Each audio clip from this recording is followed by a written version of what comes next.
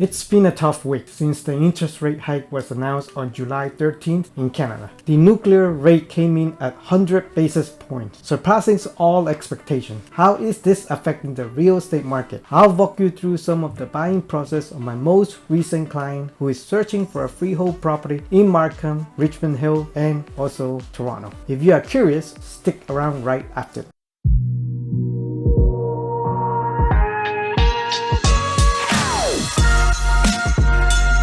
Hi, welcome back to AV Team Real Estate Channel. I'm Antonio, a local real estate agent in the GTA. If at any time you feel the need to speak of a realtor who is actively in the market, don't hesitate to contact me with the number here or book a call with me with the link in the description. And as always, don't forget to hit the like button and consider subscribing to our channel so that you can keep on top of our weekly videos. I feel like we need to have a little talk about the real estate market. I'm sure you've already seen numerous headlines and news about the 1% interest rate hike. It is horrendous and undoubtedly it is affecting the real estate, especially in the transactions department. In case you don't know, we are sitting at negative 41% year over year in terms of sales. And this is only going to get worse since the effect of the interest rate hike will most likely lag and take longer to see the outcome. I already see the numbers are much worse in July from helping clients research and analyze comparable properties. What could be better than to provide you actual examples and explain my observation as the market approaches for an interest rate increase. We've witnessed price drop of up to $300,000 in certain regions from prior videos I did, including York region market update.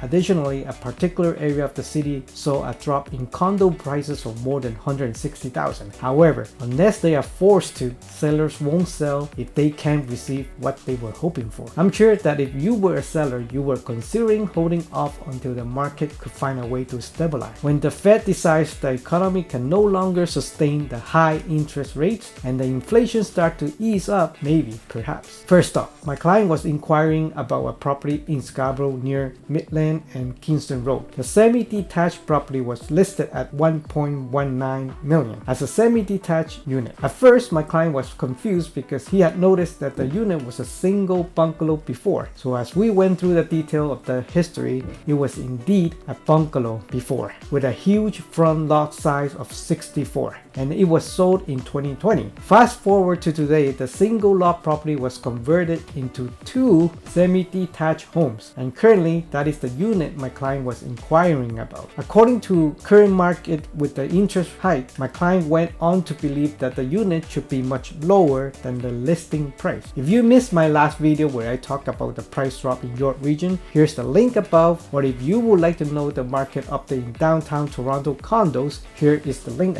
as well. Anyways, back to the research of this property. I provided the price that was sold previously was 1.1. My immediate reaction was that the seller would want at least that price as a base and probably expect more. And needless to say, just after 7 days on the market, it was sold at 1.4 million. My client couldn't have time to submit the offer, but would have chalked him already. He thought the market was plummeting, and this unit was sold within a week for that much more over asking. This is a live example while working with my client recently, right after the biggest interest hike in July, and that further proved that different pockets of the city could have different results and good property could still be hot regardless of the current market condition. After learning that the unit was sold, my client switched focus to the next property near Markham Road and Eglinton Avenue East, which was listed at $999, other words $1 million. At this time, the client was already mentally prepared that it wasn't that easy and should have been convinced that the price could be this low. After the showing, the next day I had an email from the listing agent and they had 4 offers in total for the day. Don't we hear that the market is slowing down and no offers are being submitted? Again, that proves further that it is really not true for everywhere. Moving on to the following property, which is located in Markham, close to Denison and McCowan Road. Out of all the home he chooses, this is by far my client's favorite listing, and it was listed for $995,000. As usual, I let my client know that the listing price could not accurately reflect what the seller hopes to get. The most recent sales were $1.37 million to $1 1.46 million. We quickly learned, despite the fact that these comparables were sold at the year's highest, even after applying the price reduction, we will likely be looking at 1.3 million and upward. My client budget was the highest at 1.1 million, and he was continually whining that the listed price of 995,000 was too high and he should have a chance if he increased his offer to 1.1 instead. Since he is from Manitoba and doesn't understand Toronto listing strategy, which to be quite honest, I also don't like, I can't really blame him. That is perhaps the ideal illustration to use when explaining to my client why they shouldn't trust listed pricing and should instead engage with a realtor who can offer the true statistics. Not only was the most recent sale far off from the listing price, but I also learned that the purchase price of the current seller was already at 1.02 million in 2017. I would also assume the seller expects much more than my client's budget of 1.1 million after 5 years of owning it. Again, that was another disappointing outcome from this listing, and we thought the market was already favoring the buyers. Here onto the next property, east part of Toronto. The location was near Midland and Huntingwood. The house was listed at 1.08 million. My client already lowered his expectation and picked this older property with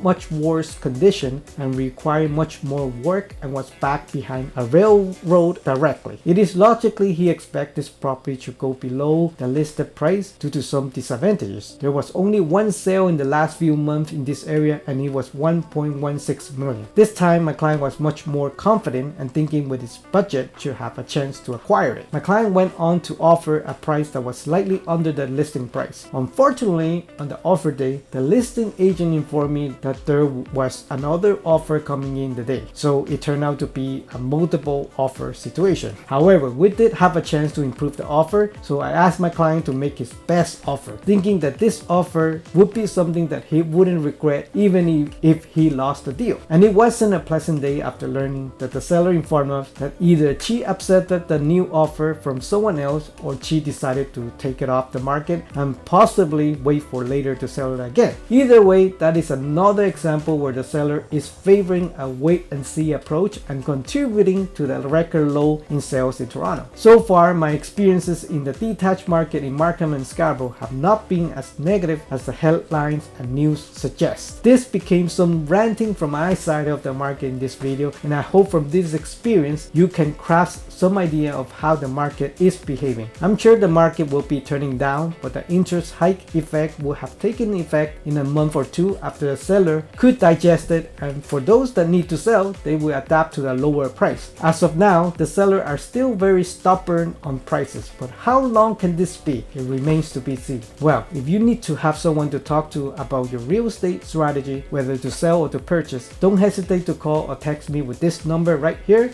or simply hop on to the link in the description below to book a call with me, and I will gladly go over your situation and help. I hope you enjoyed this video, and make sure you like this video and also consider subscribing to our channel, and I'll see you in the next video.